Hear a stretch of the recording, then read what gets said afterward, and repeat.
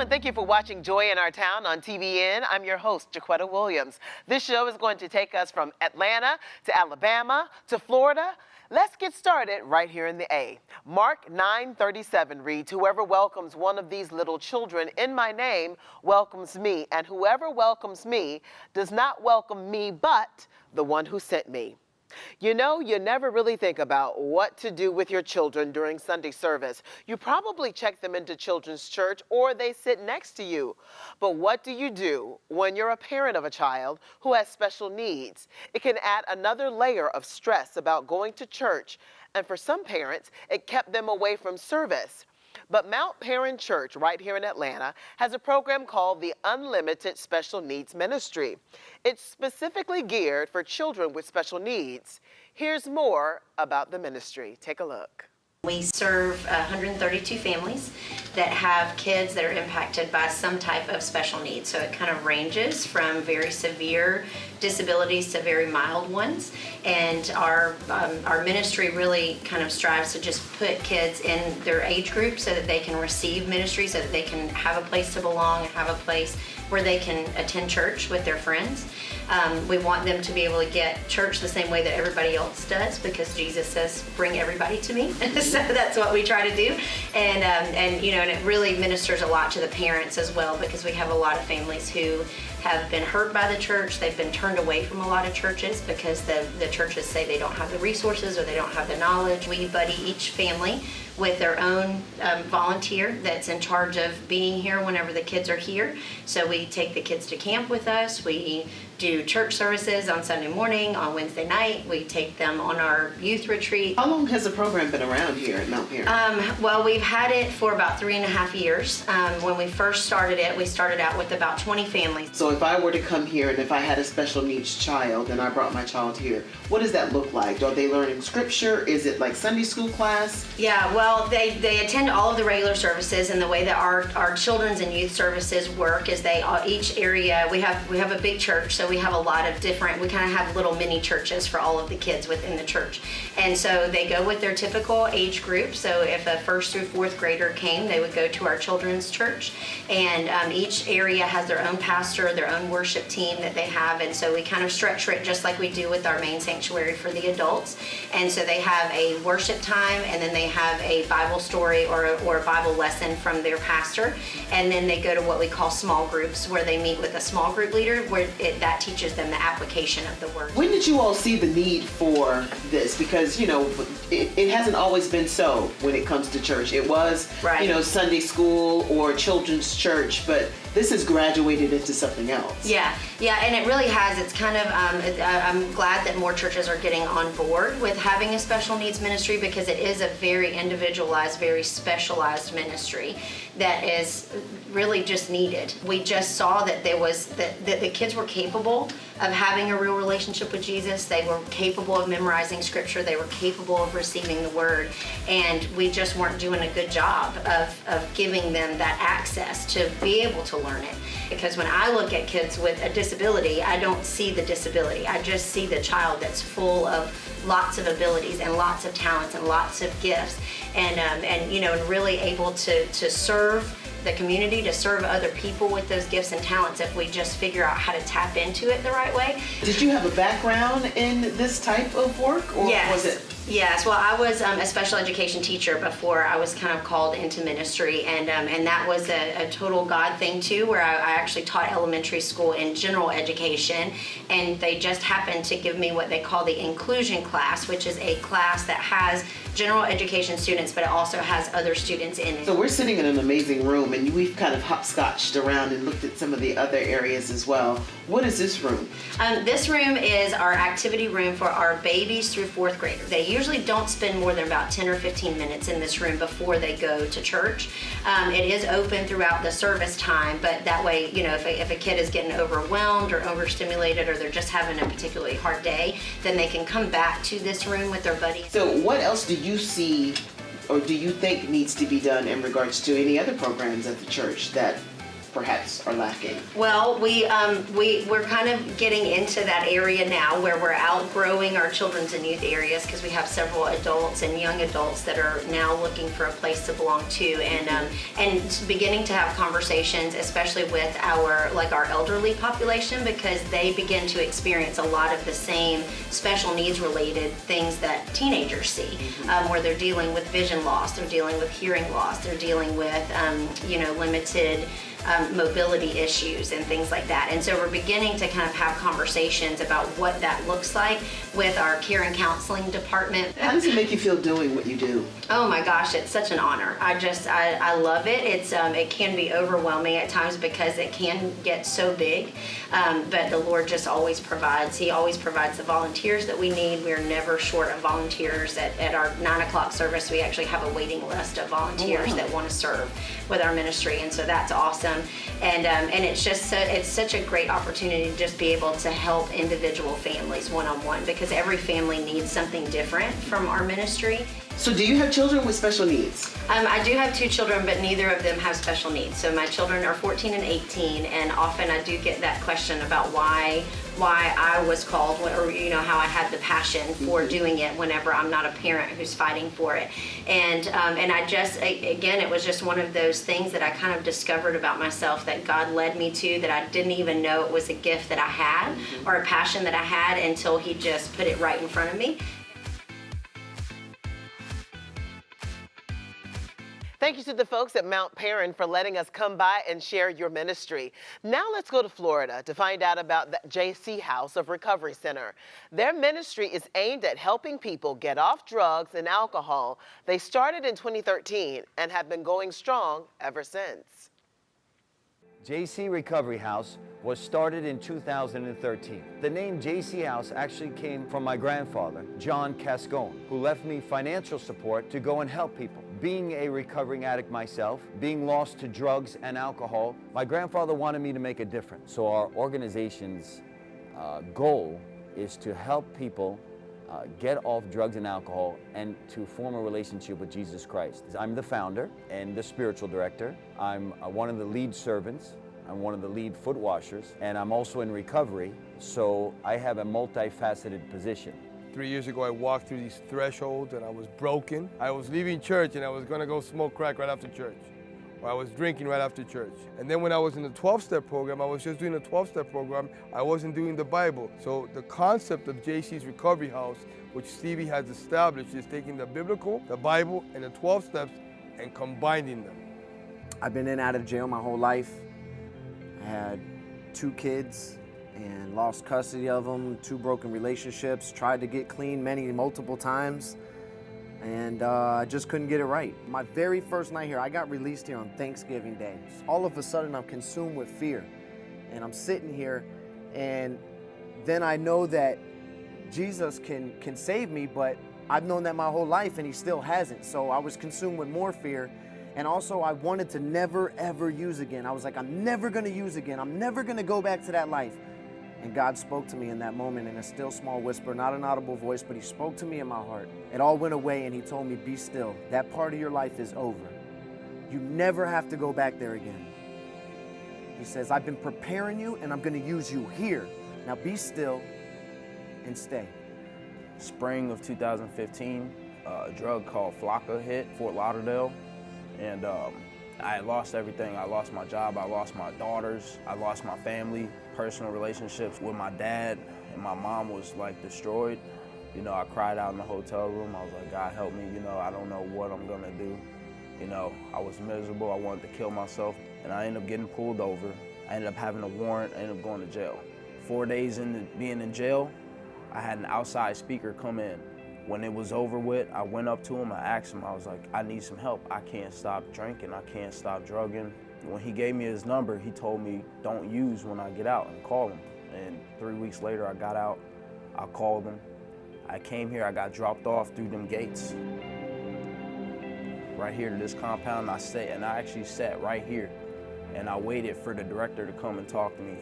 And Stevie came over and shook my hand and gave me a hug, and he's like, you're home now, brother, Get me kind of emotional, cause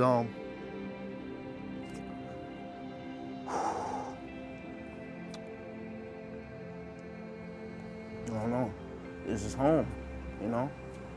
We take anybody that needs help and we introduce them to the 12 steps. We introduce them to the Lord. We introduce them to this thing called the Recovery Bible Study. It's a combination meeting and songs and worship and preaching and Bible, and we hit them with everything we possibly can. And the important part of this is not to feed them religion. It's for them to stop drinking and drugging.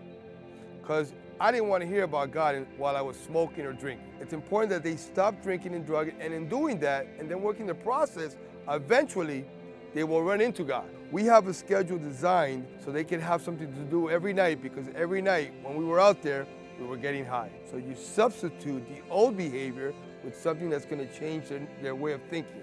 I'm a happily married man today, and I enjoy life. And would I give it up?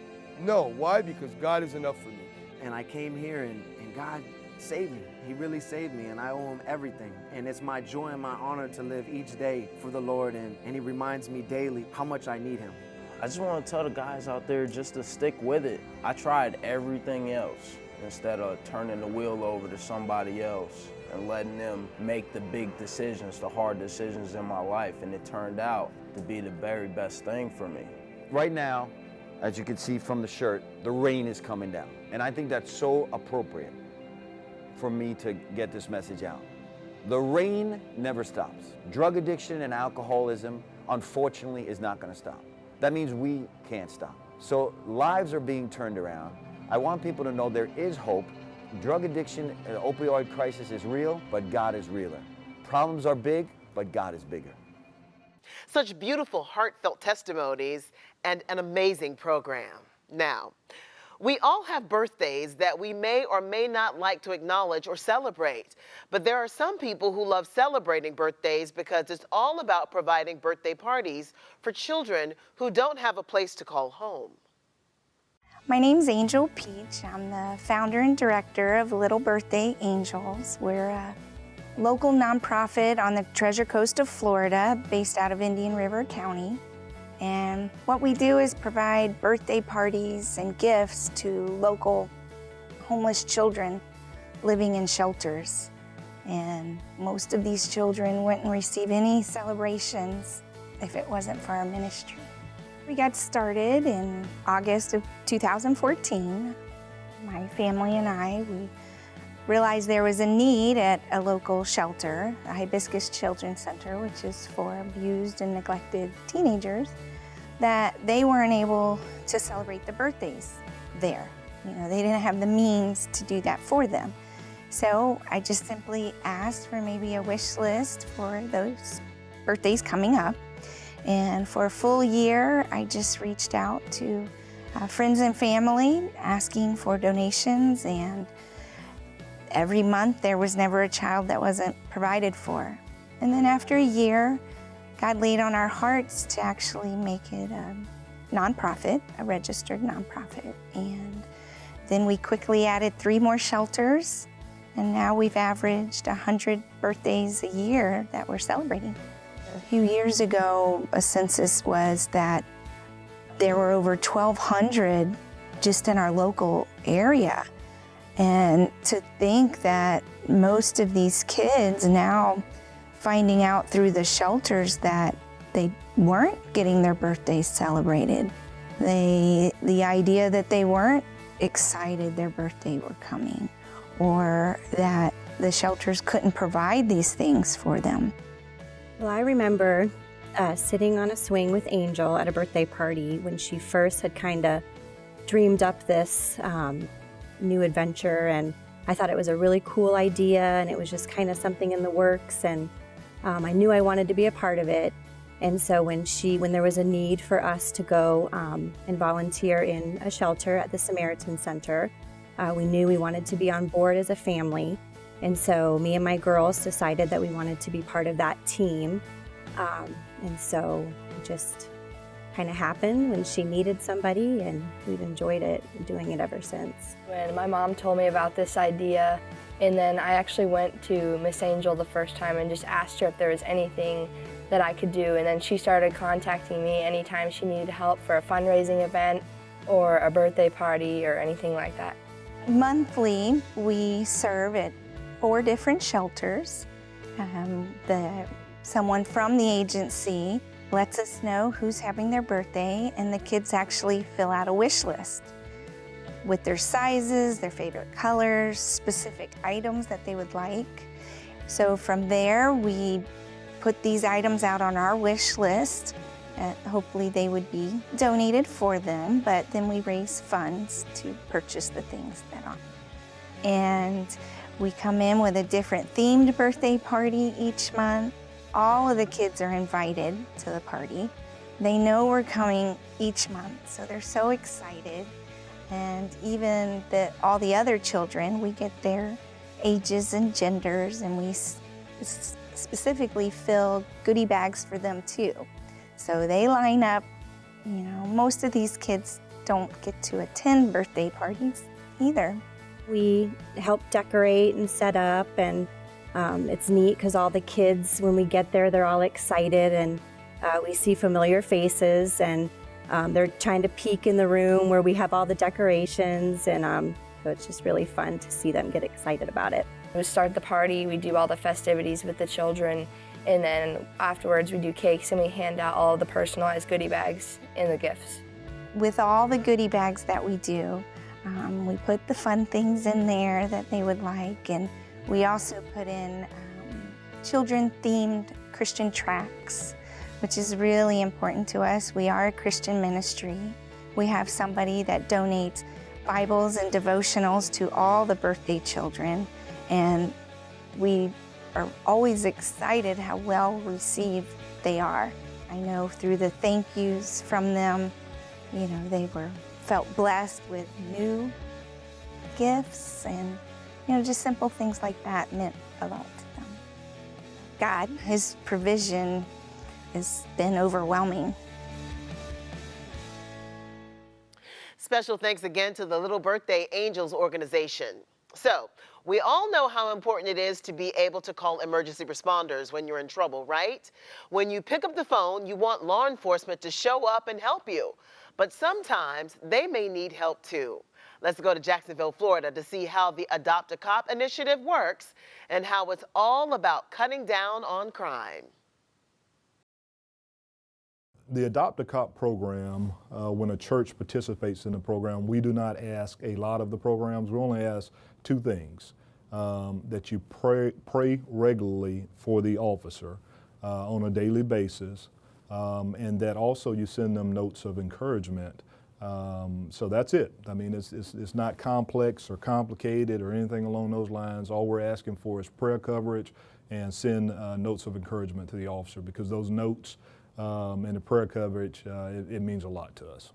The Jacksonville Sheriff's Office became aware of the nationally recognized Adopt a Cop program through a local organization known as Arlington 2020.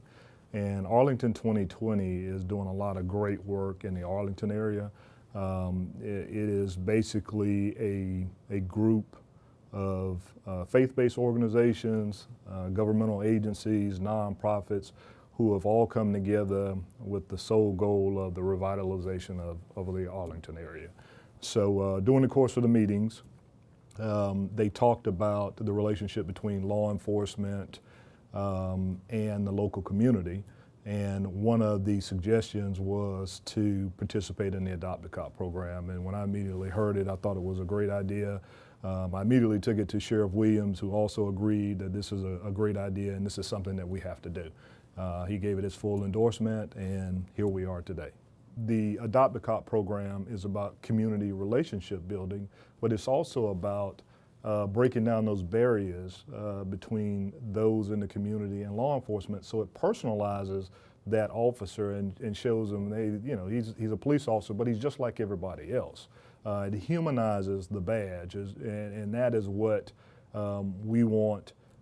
One of the things that we really want to accomplish with this program is just to let the folks in the faith-based community know that we're not the boogeyman or anything like that, but we're just like everybody else. And I think that that's one of the great things about this program. Well, in front of me, you'll see these are just a few of the cards that the church, my church that I am adopted by, and it's a church that I have not known before, never knew of before, and it is the New Hope Baptist Temple. And so these are the many cards, and there are many others that they send me. They send me these cards on really a bi-weekly basis, and even if there's something extra going on that they wanted to pray for me about, they'll send a card. And all of the holidays, they send cards, and it's just remarkable. So these are just a few of the ones that they have sent for me. When somebody petitions God on your behalf as an individual, they don't see me as Officer or Assistant Chief Burton. They see me as Greg, and they see me as one of God's children. And so when they go and petition on your behalf, God's favor on you and your family, it's something that you can't really express. And I've been to the church to just allow them to understand how thankful I am that they are praying for me on a daily basis. I may not even remember to pray for myself on a daily basis, but I know there are some people praying for me, and that's somewhat overwhelming when you think about it. And this is a faith-based program open to all faiths, but for me personally, I really believe in the power of prayer, and I have a dangerous occupation. I recognize that, and so I need all the prayer that I can get to keep me safe so I can go home to my family and friends, and so I believe that prayer coverage, it's really important as it relates to that. Finally, before we go, we want to make a quick stop in Alabama, where Medical Outreach Ministries really helps the community. They provide free primary and some specialized health care services. Here's how they do it. Take a look. Medical Outreach Ministries exists to minister to the physical, the emotional, and the spiritual needs of the medically uninsured by providing free health care services. In 1993, Dr. Tom Goodman, who is a local physician, saw a need for seeing patients without health care coverage. So he and a group of volunteers from Fraser United Methodist Church began seeing patients in the basement of a church over on Bell Street. In 1997, there was a health fair where people had to be admitted with very common diagnoses, hypertension, diabetes, asthma, and if they'd had medical care, we could have kept them out of the hospital. So at that time, Baptists saw the need for a free health care clinic, and they approached Dr. Goodman, and we combined our services in 1998. Baptists had made a 5-year financial commitment for us to get us off the ground and up and running, if you will. And after that time, they said, okay, guys, you're on your own now. We apply for grants. We have donations from individuals, from churches, from Sunday school classes. But when Baptists said that we were on our own, they didn't mean that, because they still provide our building for us at no charge and help our patients with medical care. Basically, primary care is performed here at Medical Outreach Ministries.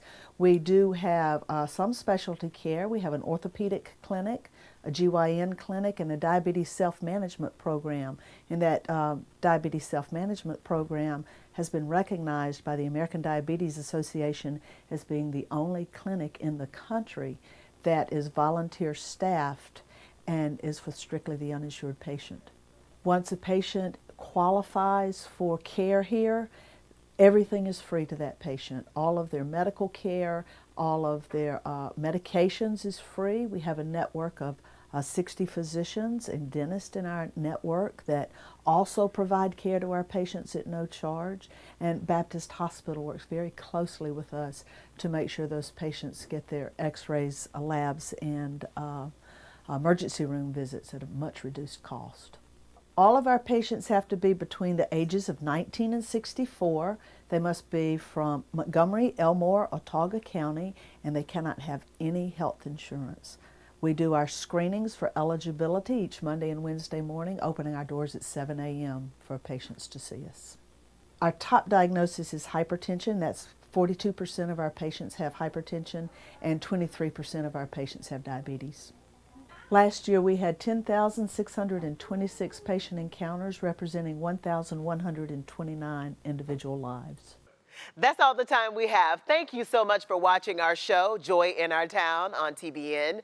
I'm your host, JaQuetta Williams, and we hope to see you next time right here on Joy in Our Town. Bye.